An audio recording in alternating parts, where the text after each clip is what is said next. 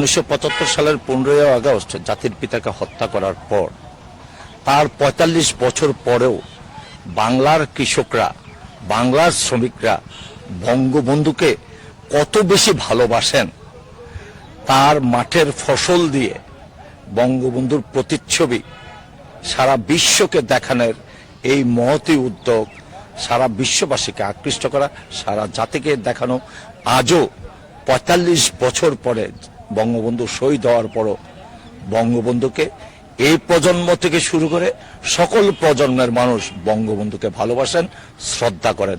বঙ্গবন্ধু বাংলাদেশের জন্য অবিনশ্বর, অক্ষয়, সূর্যের মতো শক্তিশালী। শস্যচিত্রে বঙ্গবন্ধু জাতীয় কমিটির উদ্যোগে ন্যাশনাল এগ্রিকেয়ার গ্রুপের সার্বিক সহযোগিতায় কৃষকের জমি লিজ নিয়ে করা হয়েছে এই অনন্য শিল্পকর্ম।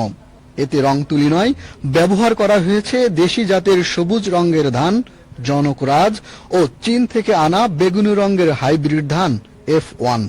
400 মিটার দৈর্ঘ্য ও 300 মিটার প্রস্থের এই বিশাল ক্যানভাসে ফুটিয়ে তোলা হয়েছে জাতির পিতার প্রতিকৃতি।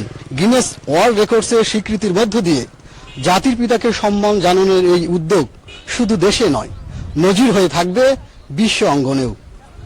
আমজাদ হোসেন,